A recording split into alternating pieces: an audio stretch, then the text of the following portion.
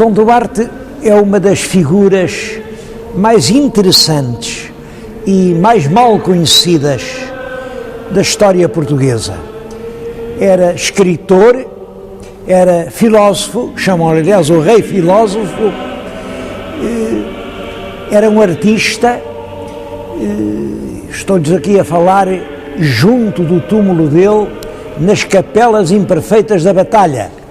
As capelas imperfeitas são uma ideia dele. Cada uma destas capelas devia conter o túmulo de um dos reis de Portugal. Nos reinados seguintes ainda as obras continuaram, mas no reinado de Dom Manuel os gostos já eram completamente outros e realmente as capelas ficaram incompletas. É por isso que se chamam capelas imperfeitas. Mas no pórtico de entrada, que é ainda todo pensado e imaginado pelo rei Dom Duarte, está inscrita na pedra, muitas vezes, uma divisa: Loyauté ferré, tant que seré. Eu farei lealdade enquanto viver. Este foi realmente o lema do rei. A obra literária mais importante que ele nos legou tem exatamente o título: O Leal Conselheiro. Leal até à vontade do pai. Como vimos, a derradeira vontade del rei Dom João I, a que disse aos filhos na hora da agonia, foi a que deveriam passar em África para continuar a conquista que ele tinha iniciado em Ceuta. El rei Dom Duarte logo sobe ao trono, não pensa em mais nada. A organização de uma grande expedição ao norte da África para conquistar Tânger, Arzila e todo o mais que se pudesse. A grande expedição organiza-se, é comandada por dois irmãos do rei, os infantes Dom Henrique e Dom Fernando, e sai do Tejo no dia 28 de agosto de 1437. Chega a Tânger nos inícios de setembro, põe cerco à cidade. Simplesmente, dessa vez, a cidade não foi apanhada desprevenida. Os mouros sabiam que se preparava a expedição e estavam fortemente armados para a enfrentar. O infante Dom Henrique mandou fazer um palanque de madeira, como um fortim, e defendeu-se o mais bravamente que pode ser. A resistência ali, dentro desse palanque de madeira, aguentou 34 dias. Mas ao fim de 34 dias já não havia pão, já não havia água, os mortos eram muitos. E o infante Dom Henrique não teve outra solução senão a de fazer um acordo com os mouros, seus inimigos. Os mouros deixavam-no embarcar nos navios e voltar a Portugal, mas em troca os portugueses tinham que devolver aos mouros a cidade de Ceuta, conquistada em 1415. Para garantir a palavra que o infante Dom Henrique deu, deixou lá como reféns o irmão, o infante Dom Fernando. Estas notícias chegaram a Portugal no fim do mês de outubro e o rei, quando lhe dizem tem que entregar Ceuta para salvar o irmão, diz: mas Ceuta não é minha, Ceuta é portuguesa. Quem tem que responder não sou eu, são todos os portugueses. E então reuniu cortes na vila de Leiria e a resposta foi não. Ceuta não pode ser abandonada.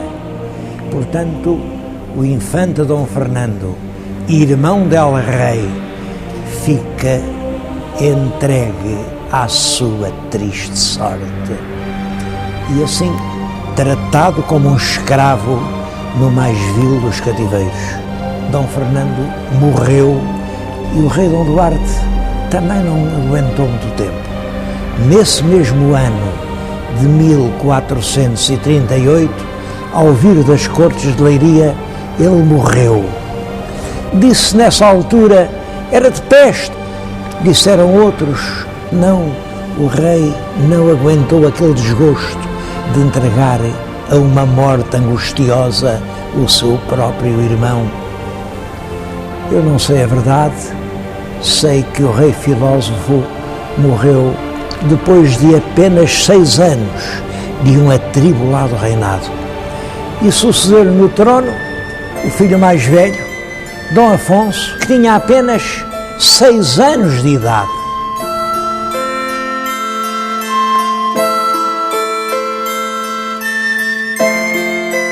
Esse período da regência do infante Dom Pedro é uma época de paz e de progresso para Portugal. Estou a falar-lhes nisto em Coimbra, diante do Paço Real, paço que ele habitava, porque ele era Duque de Coimbra e fazia aqui, de certo modo, a sede do seu poder. Foi, por exemplo, aqui que ele reuniu as armas que tinha adquirido para uma guerra que não chegou a haver, mas ele manteve as armas aqui neste palácio. É ele quem manda organizar as ordenações afonsinas. As ordenações eram compilações de leis. A regência tinha começado em 39. Em 46, o jovem rei fez 14 anos, que era a idade que se considerava mínima para poder exercer o poder real. O infante entregou-lhe o poder, mas de uma forma um bocado simbólica, porque realmente quem continua a governar é o infante Dom Pedro, até que, 2 anos mais tarde, os nobres convencem o moço Dom Afonso a exigir o poder para si. E assim é. Dom Pedro, fora do poder, começa a ser objeto de provocações, de pressões por parte dos grandes fidalgos, até que se dá a tragédia do combate de Alfarrobeira, na qual o regente perdeu a vida. A época do rei Dom Afonso V ocupa todo o 3º quartel do século XV.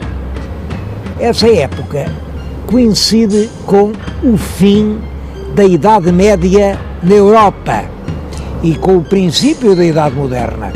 Os historiadores românticos gostavam muito de apresentar uma data, 1453.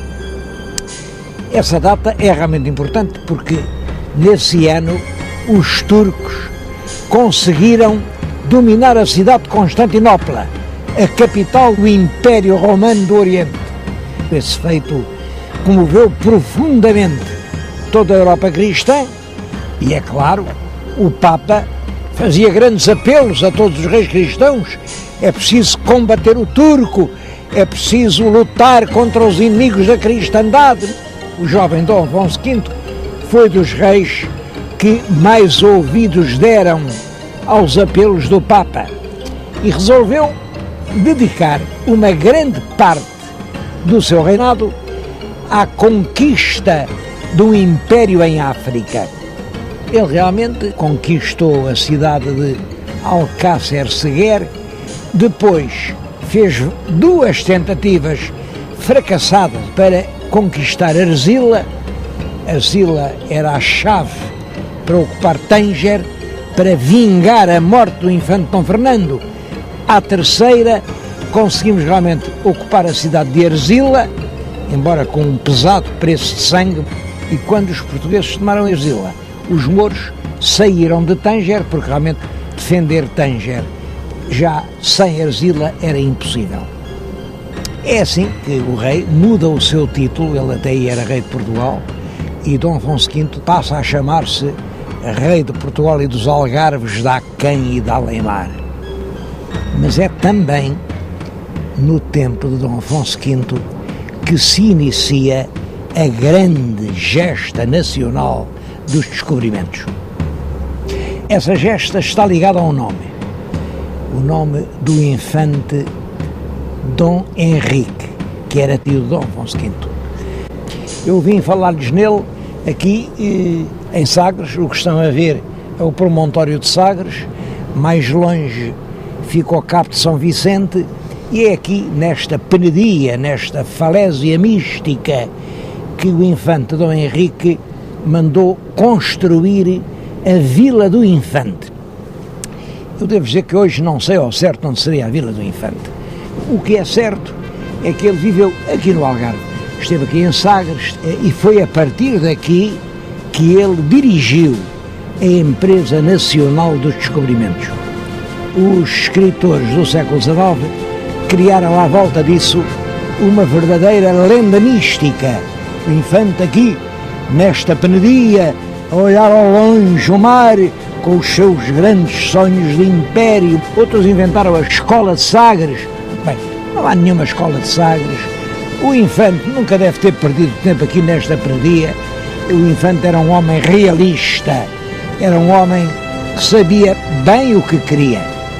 Por reação a essa lenda romântica, vários historiadores do século XX tentaram diminuir o papel do infante Dom Henrique na obra coletiva dos descobrimentos. Bom, e disseram, não foi só o Dom Henrique, também foi o Dom Pedro. É verdade, é verdade. E o infante Dom Henrique já continuava uma obra vinda de trás, porque já no tempo do Afonso IV a gente foi até aos Canárias, tudo isso é verdade. Mas também é verdade que esses historiadores estavam ao sabor de um vento que soprava no seu tempo, que era desfazer os heróis.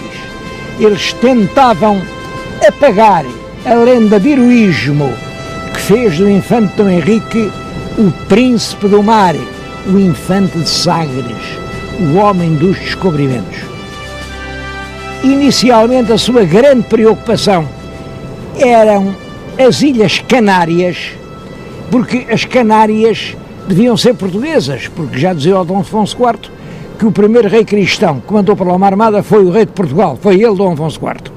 Bom, a verdade é que o Papa deu as Canárias a um príncipe espanhol. Por isso, o infante Dom Henrique fez várias expedições para que as Canárias fossem portuguesas. E é num desses regressos de uma expedição às Canárias que o infante Dom Henrique manda ocupar umas ilhas que se viam ao longe, umas ilhas que já vinham em mapas antigos dos italianos, é a Madeira e Porto Santo. É importante que o grande colonizador da Madeira é o Zarco. O Zarco era um escudeiro do infante Dom Henrique, portanto, um criado da casa do infante Dom Henrique. E a Madeira revelou-se rapidamente uma grande fonte de riqueza. Foi de lá que vieram os grandes mastros que se punham nos navios maiores, porque lá havia florestas imensas. Dava tudo. Era a terra da promissão. Dava as uvas, dava um excelente vinho, que chegou até hoje a fama dele. É depois da Madeira que o infante Dom Henrique mandou ocupar umas outras ilhas azuis que se iam no horizonte, e assim começa a ocupação portuguesa dos Açores, também com o escudeiro do infante Dom Henrique, que é o primeiro a ocupar a ilha de Santa Maria e a seguir a ilha de São Miguel. Depois, o infante toma a peito descobrir todo o litoral africano. A primeira grande viagem é a de Gilianes, em 1437. É ele quem ultrapassa pela primeira vez o Cabo do Bojador.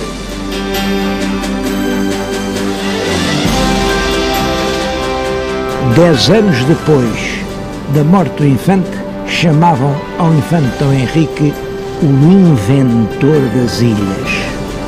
É realmente o infante quem inicia esse plano gigantesco que é a descoberta do mundo.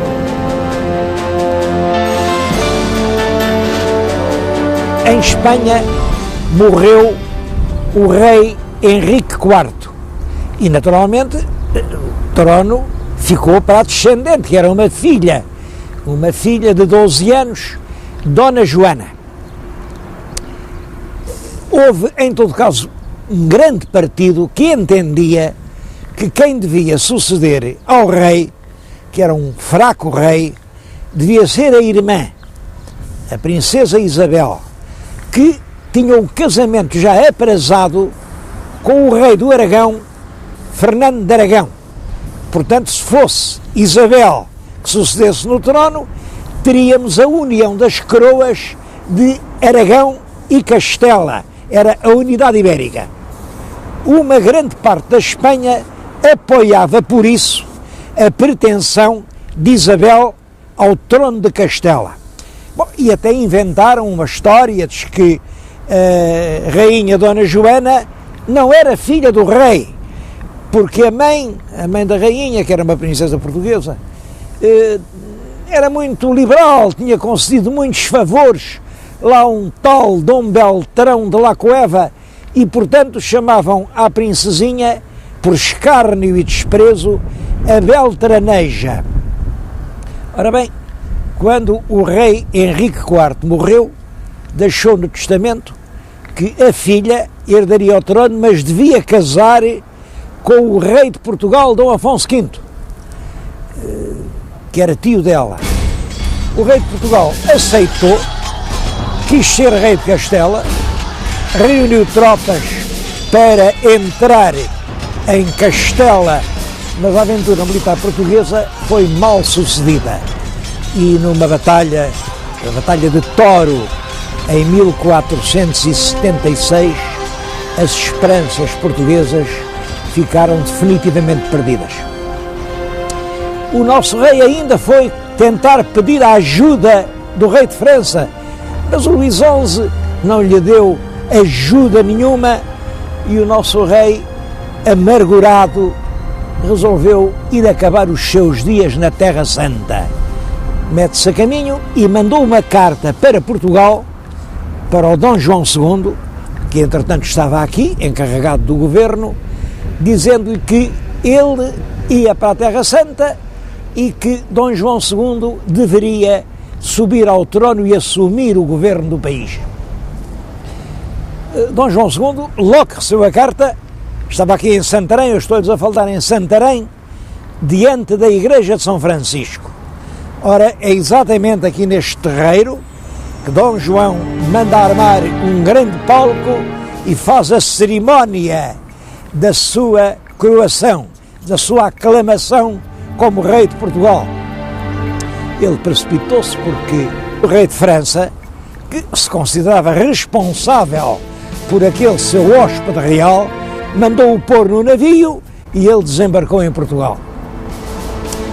É claro que, a partir daí, Dom Afonso V é apenas uma sombra. Quem efetivamente governa o país é o filho, que ficou na história com o nome de Príncipe Perfeito.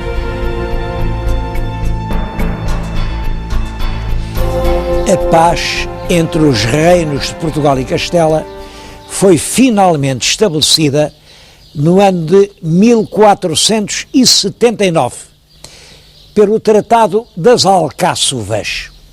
Dá-se-lhe esse nome porque o acordo foi assinado num velho Palácio Real do Alentejo, o Paço Real das Alcáçovas. O que é realmente importante neste tratado não é a simples paz, é que, ao mesmo tempo, delimitou-se a zona de influência marítima entre os reinos de Portugal e de Castela. E delimitou-se desta forma. Pensa-se numa paralela, a paralela que passa na altura das Ilhas Canárias.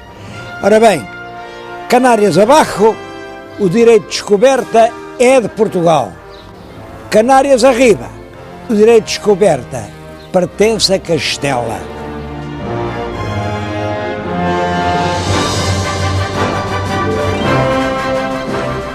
Foi também no Tratado das Alcáçovas que se combinaram as célebres terçarias de Moura. Terçaria é uma palavra antiga que significa depósito em poder de terceiro. Quando se discutia, por exemplo, a propriedade de uma coisa, se era de A, se era de B, não ficava nem na posse de A nem de B, mas entregava-se a um terceiro até que se decidisse quem tinha razão. Ora bem, neste caso, a terceira era a infanta portuguesa Dona Beatriz. Veio viver aqui para Moura e, em poder dela, os reis católicos punham a filha mais velha. E o rei de Portugal pôs o neto mais velho, que era o pequeno infante Dom Afonso, também em poder dela. E aqui deviam esperar que tivessem idade para casar e assim se resolvia a paz ibérica. Quanto à pobre Dona Joana Beltraneja, preferiu entrar num convento onde depois passou o resto da sua vida. As terçarias de Moura foram suspensas ao fim de alguns meses. Os políticos fizeram novos planos, sempre na ideia de unir todas as coroas da Espanha, e as coisas deram muita volta. A verdade é que o tal infante Dom Afonso, filho do nosso futuro Dom João II, sempre acabou por casar com a princesinha Dona Isabel, herdeira do trono de Castela. O príncipe casou e, poucos meses depois, em Santarém, quando cavalgava na ribeira do Tejo, o cavalo tropeçou, caiu, ele partiu o pescoço, morreu.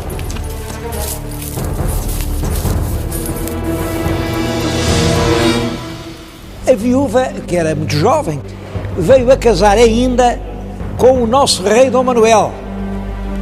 Mas também esse casamento não teve sorte nenhuma.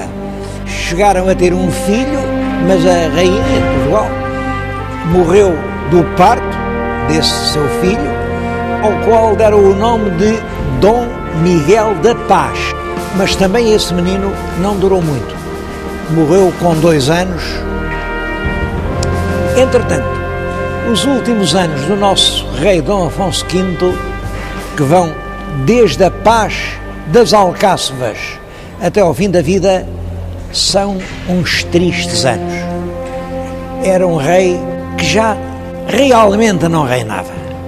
Toda a gente sabia que ele tinha só um projeto, era ir recolher-se no claustro do Varatojo e passar ali como monge os últimos anos da sua vida.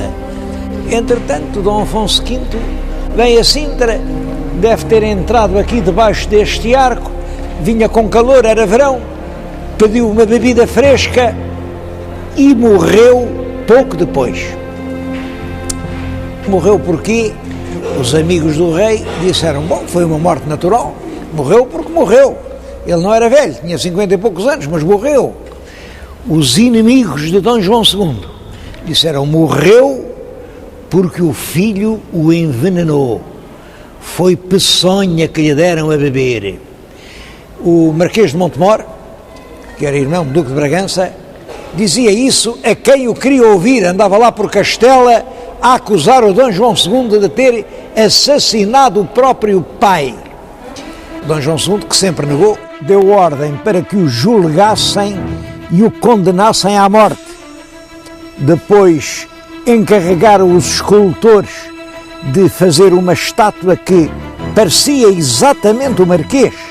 Trouxeram-no aqui em Abrantes e no lugar provavelmente em frente da Torre de Homenagem. Cortaram a cabeça da estátua. Era isso que se chamava a execução em estátua. Diz-se que o Marquês, quando recebeu a notícia, teve um desgosto tão grande que morreu. Dom João II herda a coroa portuguesa em 1481. O país estava cheio de problemas e talvez o problema mais urgente de todos fosse, nessa altura, o da pobreza da coroa. O rei Dom João II costumava dizer, meu pai deixou-me rei das estradas.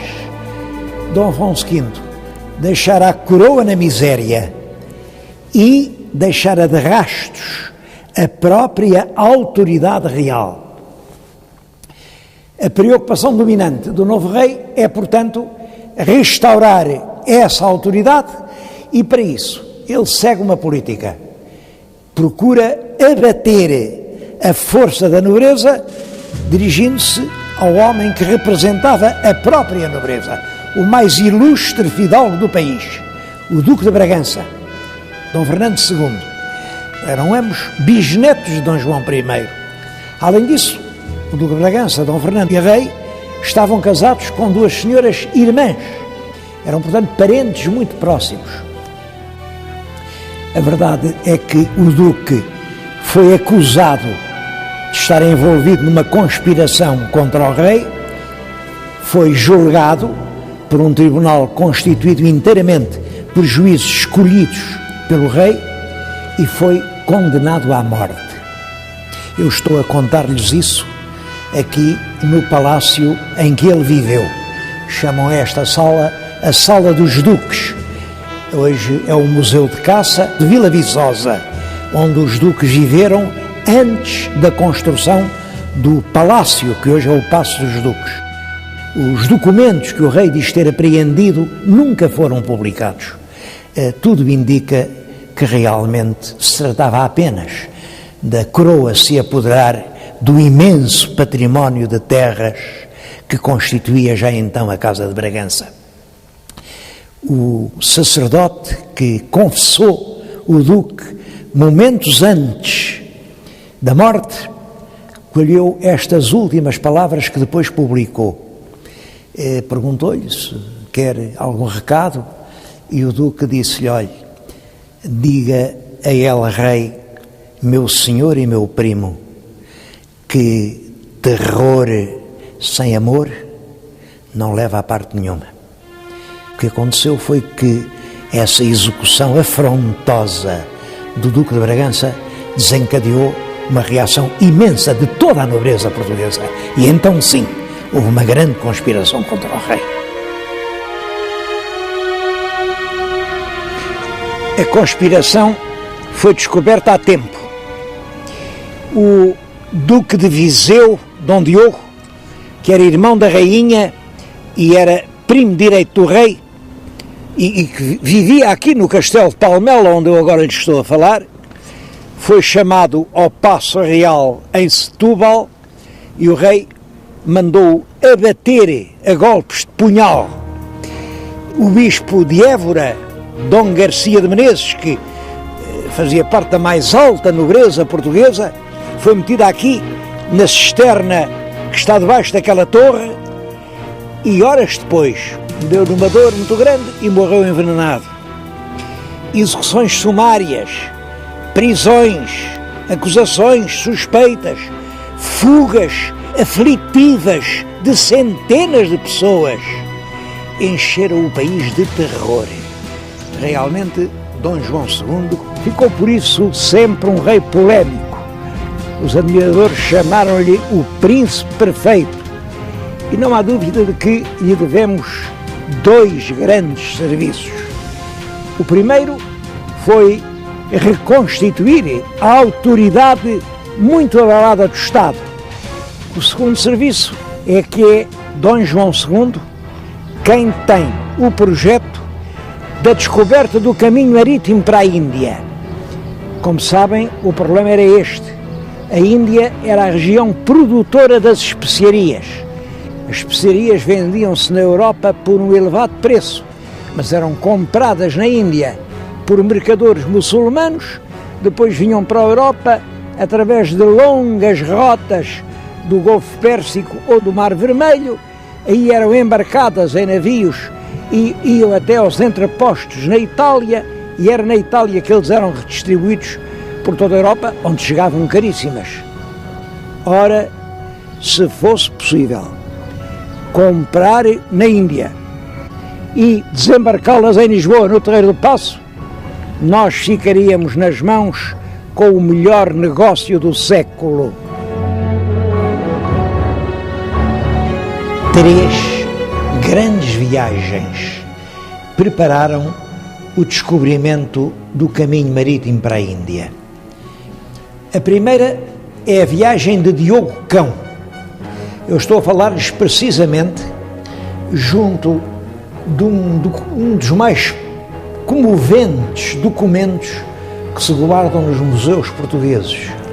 É um padrão que o navegador Diogo Cão escudeiro da casa do rei Dom João II, mandou colocar no Cabo de Santo Agostinho, quando ia ao longo da África à procura de um caminho marítimo para a Índia.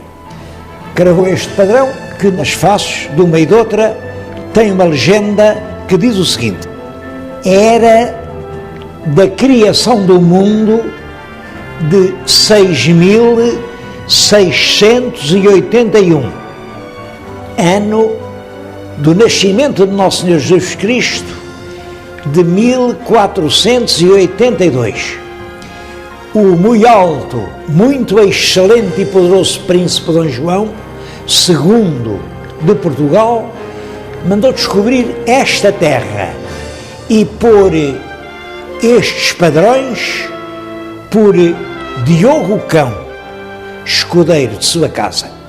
É impressionante esta ideia de marcar ali na pedra não só o ano de Cristo, que era 1482, mas também o ano da história do mundo, que nessa altura se acreditava que o mundo tinha sido criado há 6.681 anos.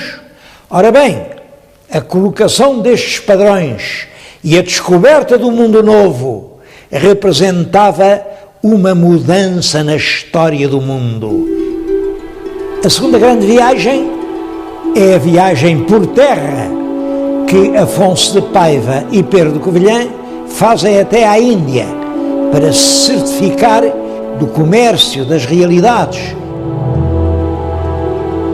E a terceira viagem é em 1488, Bartolomeu Dias consegue dobrar o Cabo da Boa Esperança.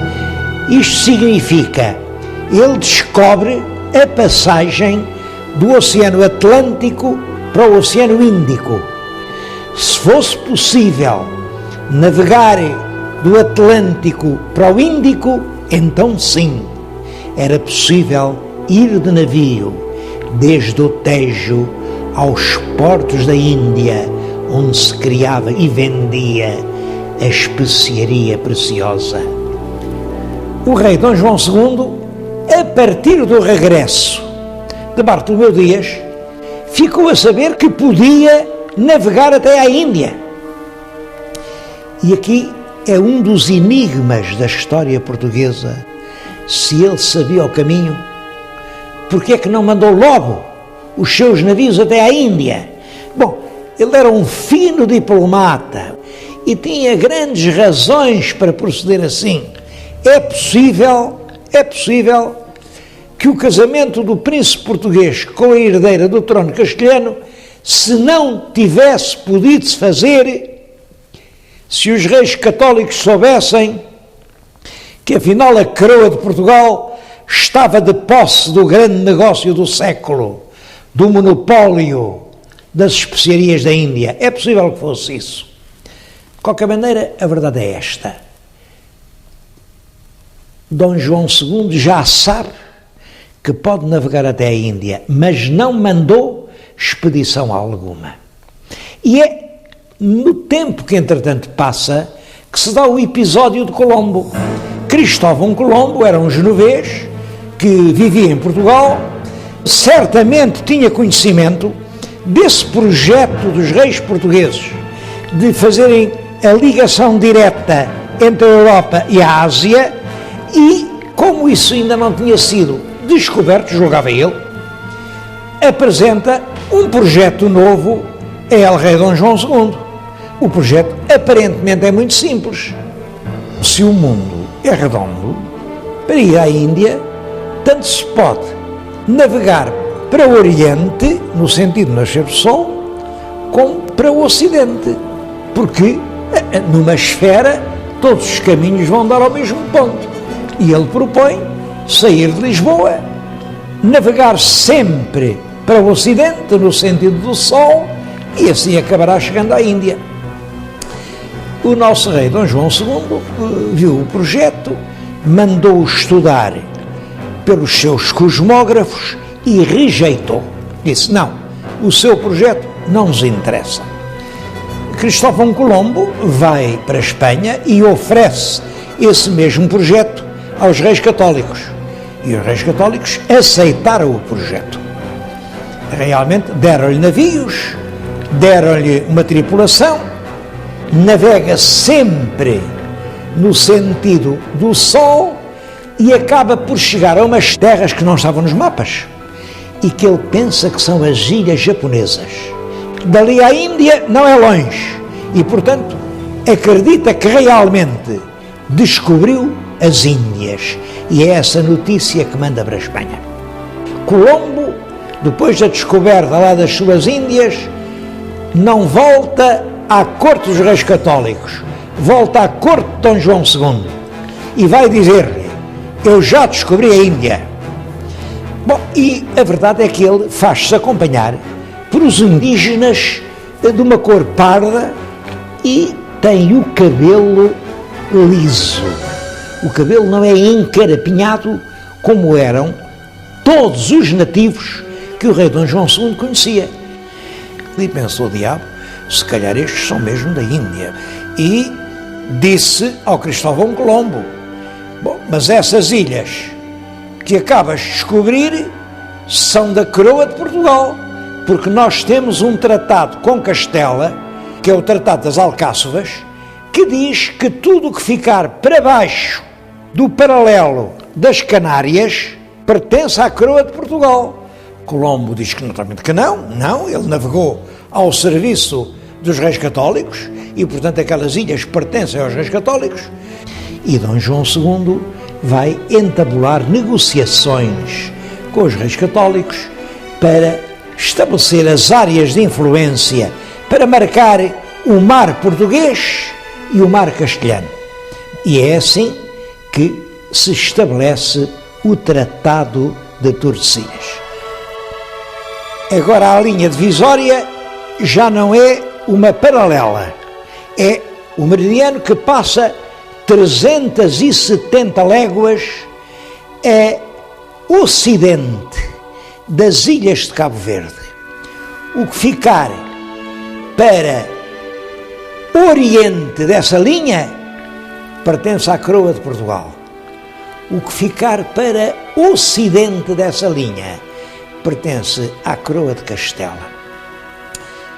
Ambas as partes ficaram muito contentes com esse acordo, porque tanto uns como outros julgaram que tinham enganado o adversário.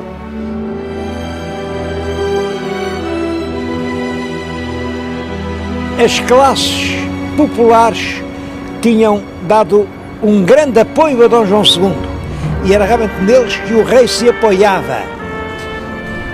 Uma frase que ele disse e que ficou célebre foi esta: uma nação é como o mar, tem muito peixe, há salmonete e há sardinha. Salmonete é caro, faz-se pagar, é difícil de encontrar, ao passo que a sardinha é saborosa, é barata e há que se queira. Eu, por mim, prefiro a sardinha. É claro que se referia à nobreza e ao povo. E o povo reconhecia-o como seu protetor. Quando ele morreu, os fidalgos sentiram um grande alívio, naturalmente, e não quiseram deitar luto pelo rei. Dom João II morreu em 1495, sem deixar nenhum filho legítimo.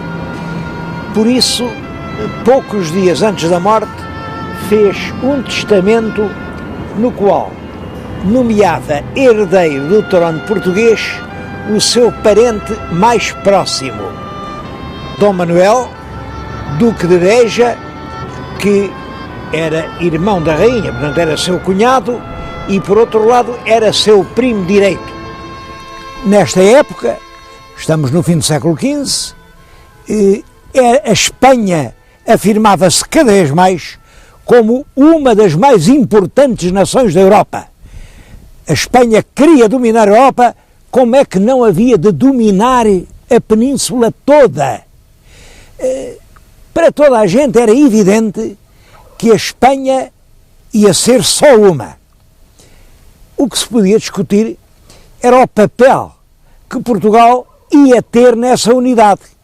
Íamos ser assim uma nação satélite, marginal, aqui com um vago governador de Portugal, ou poderíamos ser a nação cabeça, com a capital em Lisboa e a coroa das Espanhas na testa do rei de Portugal. Era isso que estava em discussão. Ora, o rei Dom Manuel teve exatamente do mesmo modo que o antecessor, Dom João II, o projeto de unir todas as coroas da Espanha sob o cetro del Rei de Portugal. E foi para isso que ele casou com uma filha dos Reis Católicos que podia vir a ser Rainha de Espanha. Mas esse casamento teve um preço odioso. É que os Reis Católicos tinham como projeto prioritário a unidade da Espanha, mas uma unidade sob todos os aspectos. E foi por isso que eles, no dia 30 de abril do ano de 1492, mandaram arautos a todas as cidades da Espanha a proclamar que todos os judeus ou se convertiam, ou saíam, ou morriam. Perante aquela intimação, eles realmente saíram de Espanha. Devo dizer que os judeus em Espanha eram, nessa altura, centenas de milhares. Foram muitos desses que se vieram fixar aqui. Eram mercadores, eram juristas, eram matemáticos, eram astrónomos, eram médicos, eram professores, eram pilotos do mar alto. De certo modo, eram eles os quadros mentais do país. Eram eles quem geriam os grandes negócios. Portanto, a economia do país estava nas mãos deles. É muito possível que os reis católicos tenham compreendido o perigo que resultava desse verdadeiro êxodo de quadros. A verdade é que se o rei Dom Manuel casava com a possível herdeira dos tronos de Espanha, Dom Manuel vinha a ser rei de Espanha. E então os judeus tinham sido expulsos de Espanha, mas estavam aqui no Reino Unido, era como se ficassem lá dentro. Bom, seja como for, uma coisa é certa. Os reis católicos, para o nosso Dom Manuel poder casar com a filha, impuseram uma condição. Antes de casar, tinha de expulsar todos os judeus de Portugal.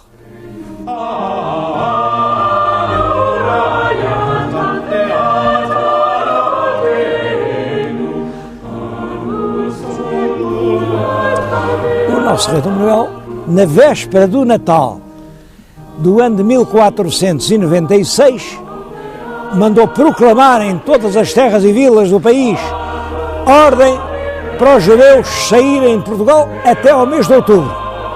Se não saíssem, ou se convertiam e eram batizados, ou eram condenados à morte. Mas, ao mesmo tempo, também deu ordem para na fronteira não deixarem passar judeu nenhum, para nos portos marítimos não deixarem embarcar nos navios judeus nenhum.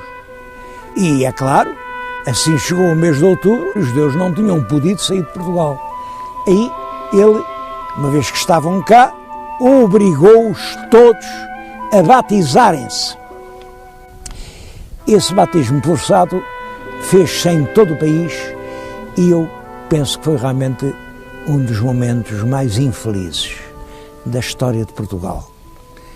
Porque então, como agora, não há rei nenhum, não há lei nenhuma, não há força nenhuma que obrigue um homem a acreditar naquilo em que realmente não acredita.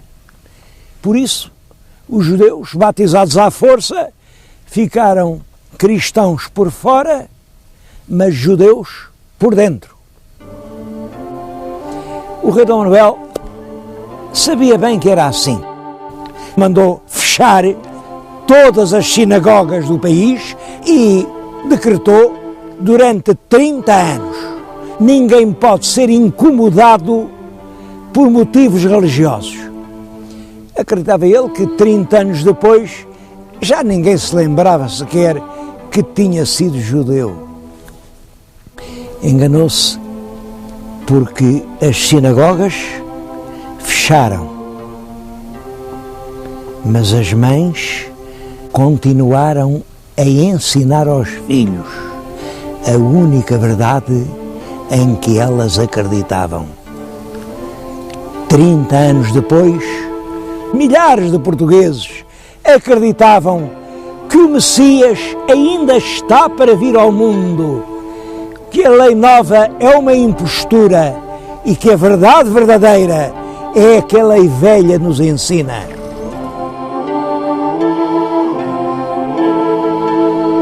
O reinado de Dom Manuel será um dos mais gloriosos períodos de toda a história de Portugal.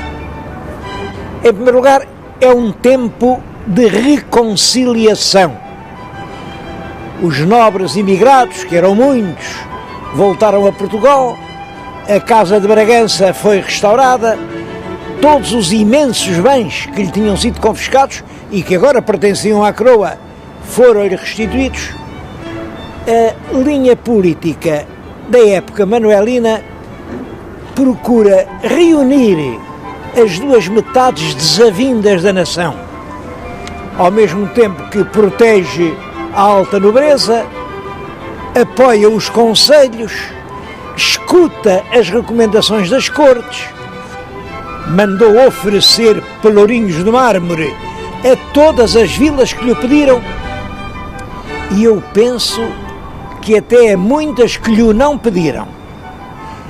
Usou todos os processos de atrair a si a simpatia das classes populares. São também de seu tempo as grandes reformas que introduziram a ordem e a legalidade na administração pública. Primeiro, a reforma da Fazenda, que veio regularizar e tornar mais eficaz a cobrança dos impostos. Depois, a reforma dos pesos e medidas fez que em todo o nosso país as medidas, quer de capacidade, quer de comprimento, fossem iguais. A reforma dos forais, que com o hábil pretexto de que os forais eram muito antigos, estavam já muito velhos e rotos e não se podiam ler, ele ofereceu forais novos, que eram muito bonitos, tinham belas iluminuras, mas que realmente cerceavam as liberdades locais e normalizavam a administração. As ordenações manuelinas foram publicadas em 1514 e que são o primeiro conjunto sistemático, metódico de legislação portuguesa. A atividade cultural foi também intensa. Construíram-se por todo o país monumentos, alguns dos quais de uma extrema importância, como por exemplo esta Torre de Belém, e que representa uma espécie de proclamação triunfal. Isto exprime toda a glória do rei por ter conseguido chegar à Índia. Ou ali o Mosteiro dos Jerónimos, em cujo portal está a estátua do próprio rei Dom Manuel e também a da rainha. Ou o claustro manuelino da Batalha, a matriz de Vila do Conde. Aliás, por todo o país, rara é a vila onde não se encontra uma presença manuelina. Nas letras avultam grandes nomes, o maior de todos é claro que é Gil Vicente, mas grandes cronistas como Garcia de Rezende, ou grandes poetas como Bernardino Ribeiro, como Sá de Miranda. Mas é claro que o facto mais notável de todo o reinado, mais notável pelas consequências que veio a ter na história portuguesa das décadas seguintes, foi a descoberta do caminho marítimo para a Índia.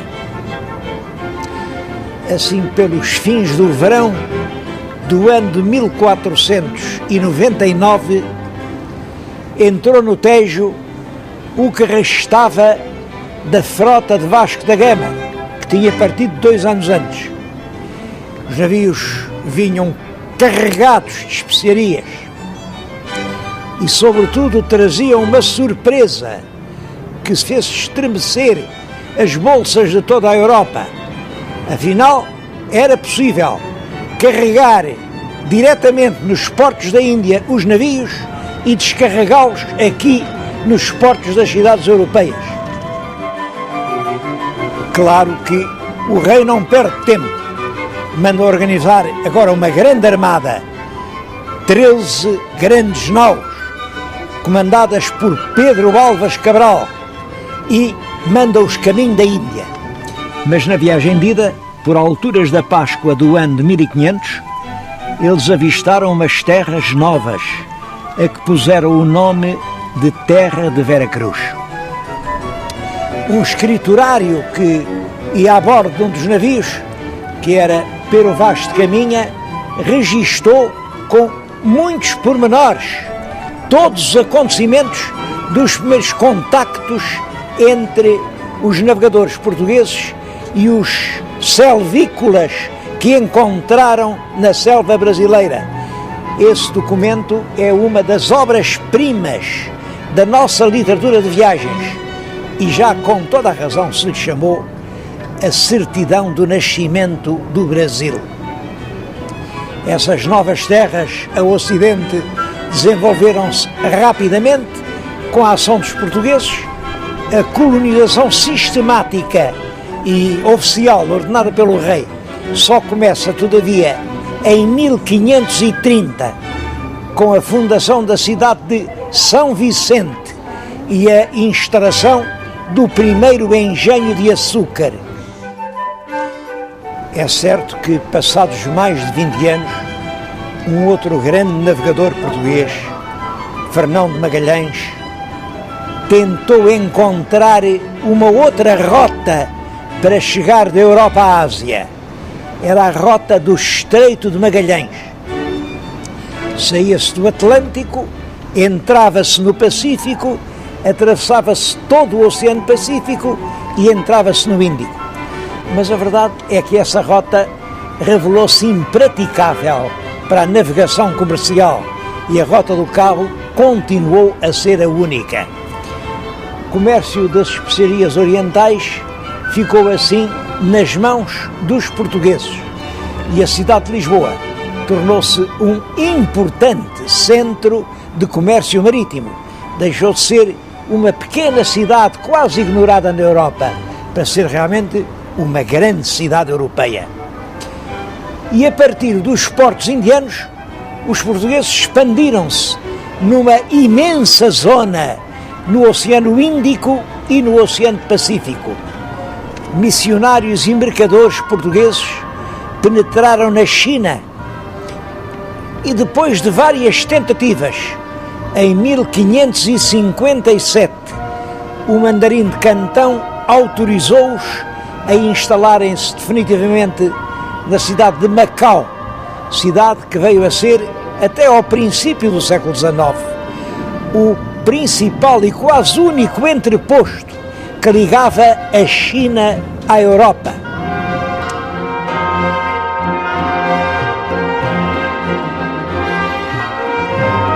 Mas a riqueza de Portugal durante a época da expansão é uma riqueza mais aparente do que real e que se apoiava em bases muito frágeis.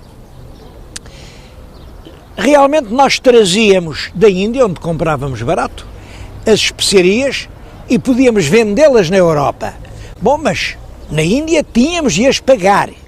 Pagar o dinheiro, e nunca tivemos muito dinheiro, ou sobretudo com produtos que faziam falta na Índia, mas que nós também não tínhamos, que era o cobre, a prata, o coral, o chumbo, alguns tecidos preciosos, e tudo isso nós tínhamos que o comprar no estrangeiro.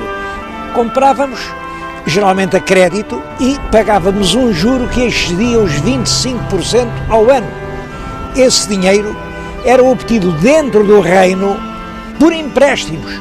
Esses empréstimos eram titulados pelos famosos padrões de juro. Isto significa que os produtos com os quais nós comprávamos as especiarias nos ficavam tão caros que as especiarias acabavam por não dar lucro. É que para podermos fazer o nosso negócio, tínhamos que assegurar o domínio militar das regiões. É assim que começa a ideia do Império Português no Oriente. Mas além das despesas da Índia, havia muitas outras. Era preciso sustentar os milhares de homens que estavam nas praças do norte da África e para quem era preciso mandar tudo. Era preciso pagar ao pessoal em serviço na corte. A corte que tinha tido 200 servidores na época de Dom João II e 4.000 na época de Dom Manuel. E toda essa gente vivia à custa do que o rei lhes dava. As despesas eram tantas que um tesoureiro, o Fernando Alves de Andrade, a certa altura escreve: nem que o dinheiro se apanhasse com gamelas nas areias da praia, chegava para esta despesa toda. É claro que isto originou um déficit profundo, e isso não é alheio às diligências que o governo português faz para que concedam a Portugal uma Inquisição que inicialmente visava um objetivo: era o confisco das fortunas dos judeus entre os anos de 1536, é o ano em que a bula da Inquisição é concedida, e o ano de 1684 é um ano que eu escolhi, mas que não marca o fim da Inquisição, mas só neste período foram instaurados 20.000 processos pelo Santo Ofício. Em consequência, foram queimados nas fogueiras 1.377 pessoas. Muitas outras foram condenadas. Ora, como calculam, não há ninguém que goste de ser queimado. E, portanto, o que aconteceu é que todos os que puderam fugiram do país. Portugal ficou cada vez mais pobre.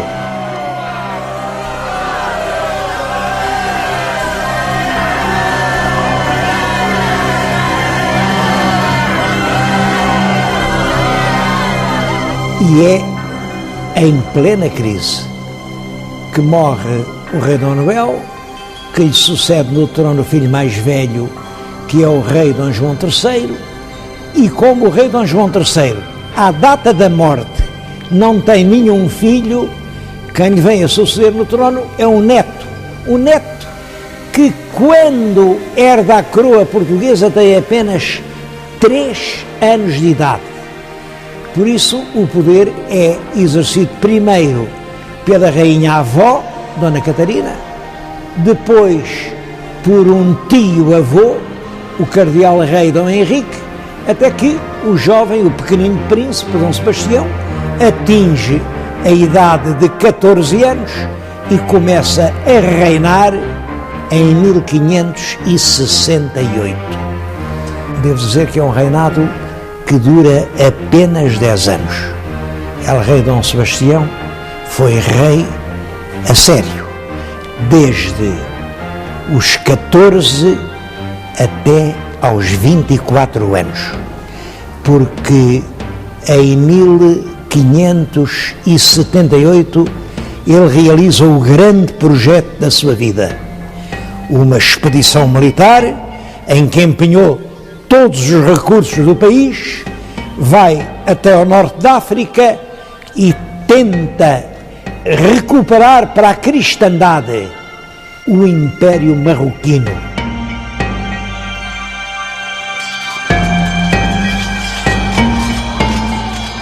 é a terrível batalha de Alcácer Quibir, no verão de 1578, em que El Rei perdeu a vida e todo o exército português ficou ou morto ou cativo. Houve só 4 fugitivos que se salvaram desse destino. A verdade é que ninguém disse que viu morrer o rei. Era, nessa altura, uma desonra alguém dizer: eu vi morrer El Rei e não dei a vida por ele. O cadáver de Dom Sebastião apareceu nu, coberto de feridas, e foi restituído a Portugal. Está hoje encerrado no mosteiro dos Jerónimos. Mas como ninguém viu, ficou a lenda: talvez o rei não morresse, talvez o rei esteja vivo, esteja à espera da hora certa para voltar a Portugal. É assim que nasce a lenda sebastianista.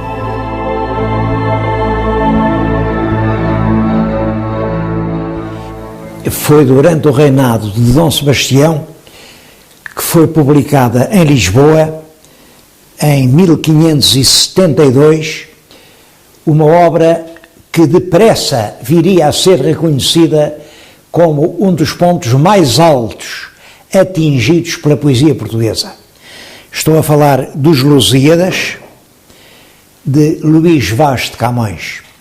É um exemplar da primeira edição. É um livro raríssimo. O tema da obra é a viagem de Vasco da Gama para a Índia, mas a propósito da viagem ele consegue contar toda a história de Portugal e por detrás dos versos grandiosos que se referem a esses temas vê-se que está também a narrativa da sua vida de escudeiro perseguido, torturado, que percorre o mundo e a quem é negado o justo prémio dos serviços que ele sabe estar prestando à pátria. Esta obra tem a maior importância, primeiro porque depressa ela se identificou com uma espécie de consciência portuguesa. A camada culta dos portugueses viu nos Lusíadas o livro nacional. Claro que Camões não fez apenas os Lusíadas, mas foi este o único livro que ele pôde publicar em sua vida. Ele deve ter morrido em 1580 e 15 anos depois, os admiradores reuniram num volume as poesias líricas que andavam dispersas por vários cancioneiros. A primeira edição, também hoje muito rara, é esta: Rimas ou Ritmas de Luís de Camões. É claro que apresenta aqui apenas uma parte da obra lírica do grande poeta.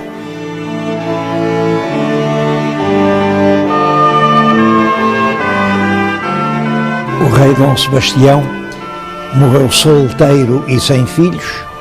Ele também não tinha irmãos e por isso a herança da coroa vem a recair no cardeal infante Dom Henrique. Era o último filho ainda vivo do rei Dom Manuel, mas ele já estava com uma idade avançada e punha-se esta questão: e quando o cardeal rei morrer, quem vai ser rei de Portugal? Dom Henrique resolve reunir cortes em Almeirim para resolver essa questão que preocupava todos os portugueses. Claro que quem teria direito ao trono seria o neto do rei Dom Manuel. E Dom Manuel tinha vários netos vivos, mas os 3 cuja candidatura era mais séria eram Filipe II, que era rei de Espanha, mas era herdeiro por via feminina. A duquesa de Bragança, Dona Catarina, portanto herdeira por via masculina. E era Dom António, prior do Crato. Esse era varão e era filho do infante, simplesmente dizia-se que não era filho legítimo.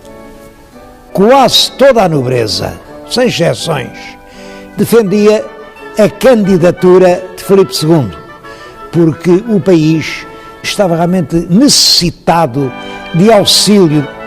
O povo entendia que entregar a coroa portuguesa ao monarca estrangeiro era abdicar da nossa independência. Por isso, apoiou a causa do Dom António Prior do Crato. Chegou mesmo a aclamá-lo rei em Santarém e trazê-lo até Lisboa. Foi um reinado efêmero, porque, entretanto, morreu o cardeal Dom Henrique, sem nada ficar assente, mas ele nomeou uns definidores para dizerem quem teria mais direito à sucessão real. E os definidores pronunciaram-se a favor de Filipe II, rei de Espanha. Filipe manda o seu exército, comandado pelo Duque de Alba, entrar em Portugal, e ele entrou sem dificuldade em Lisboa. E é assim que começa a terceira dinastia. Chama-lhe dinastia filipina, porque os três reis que a constituíram, Filipe II, Filipe III, Filipe IV, todos eles chamavam Filipes.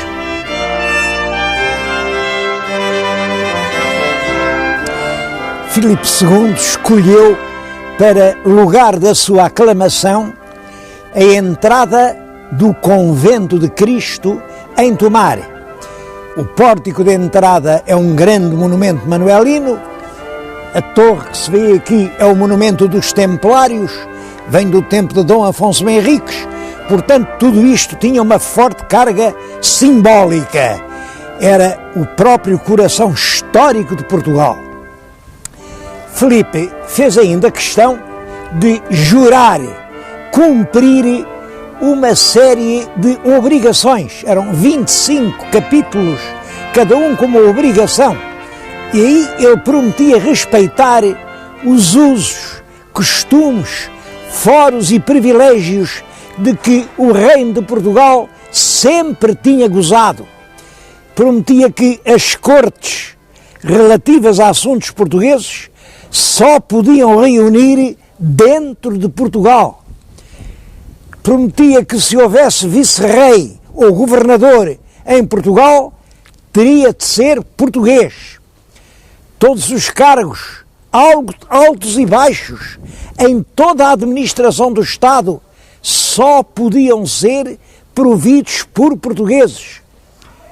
Todas as guarnições das fortalezas, quer aqui no Reino, quer no ultramar, só podiam ser formadas por soldados portugueses. Todos os tratos da Índia e da Guiné, e as feitorias, e o comércio, tudo isso ficava a pertencer exclusivamente aos portugueses.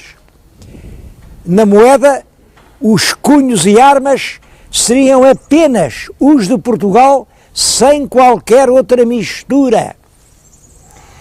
Todos os documentos relativos à administração de Portugal tinham que ser escritos em língua portuguesa. Por isso, em vez de se dizer que perdemos a independência, é mais exato dizer que eram dois reinos com um só rei. Realmente, numa Lisboa sem rei, sem corte, muitos nobres vão viver para a província. E da província eles assumem a administração das suas propriedades, embora ajudados por feitores e caseiros. Bom, uma outra grande parte da propriedade pertencia ao clero e às ordens religiosas. Juntam-se outros fatores de depressão. Por um lado, é a perseguição constante que durante esse período a Inquisição faz às pessoas que eram acusadas de criptojudaísmo, isto é, que diziam que continuavam a ser judeus. Isso provoca a saída do país de muitos milhares de pessoas. Também por essa altura é a colonização e a exploração económica do Brasil que entra num grande ritmo, e isso atrai gente de todas as províncias do reino. Pode-se dizer que o reino quase se despovoou, mas a consequência mais grave do domínio filipino foi que nós perdemos a nossa tradicional posição de neutralidade europeia. Nos conflitos europeus, esses conflitos eram fundamentalmente entre a Casa da Áustria e a Casa da França. E Portugal, entre as duas, permanecia neutro. Mas agora nós éramos um dos vários Estados da Casa da Áustria. E, portanto, isso atraiu-nos a inimizade e os ataques de todos os inimigos dos Áustrias, que eram a Inglaterra, que eram os Países Baixos, aos ataques franceses ao Brasil. Os ingleses na Índia ocupam-se das nossas possessões e isso teve consequências muito negativas para o comércio português. É claro que os ataques ao Brasil e a necessidade de nos defendermos obrigaram a certa altura a Espanha a impor impostos pesados para a defesa brasileira. E quando o Conde Duque de Olivares, ministro Filipe IV, vem tentar cobrar impostos, isso provoca uma rebelião, principalmente no Alentejo, e que teve a sua sede em Évora. Não se sabe ainda hoje ao certo quem eram os chefes da rebelião. Sabe-se que os papéis que apareciam aqui nas esquinas da cidade a dar instruções para a revolta vinham assinados pelo Manuelinho de Évora, um pobre tonto irresponsável. Toda a gente sabia que o Manuelino não fazia nada daquilo, mas a revolta ficou conhecida com o nome de Manuelinho de Évora. Foi em 1637. Os Filipos, com alguma dificuldade, isso ainda demorou algum tempo, conseguiram debelar a revolta popular e os nobres mantiveram-se sempre à margem. Mas em 1640, quando os nobres são chamados para ir tomar parte na repressão da revolta da Catalunha, porque a Catalunha tinha-se revoltado contra a monarquia espanhola e os nobres portugueses foram chamados para ir tomar posição no exército que devia reprimir essa revolta. Esse facto levou, naturalmente, os nossos fidalgos a pensar: a guerra por guerra é melhor fazê-la em Portugal do que longe, lá na Catalunha, um assunto que não nos diz nada. E foi assim que deflagrou em Lisboa a revolta do 1º de dezembro de 1640. Como sabem, chama-se a essa revolta a Restauração. Os nobres conjurados tinham ido a Vila Viçosa e tinham convencido o Duque de Bragança, Dom João, a aceitar a coroa portuguesa. Dom João era o neto daquela Dona Catarina que, em 1580, se tinha apresentado como pretendente à coroa portuguesa. Dom João aceita, depois de alguma hesitação, ditada pela prudência, e é assim que se inicia a 4ª dinastia, que vai desde Dom João IV até à proclamação da República em 1910.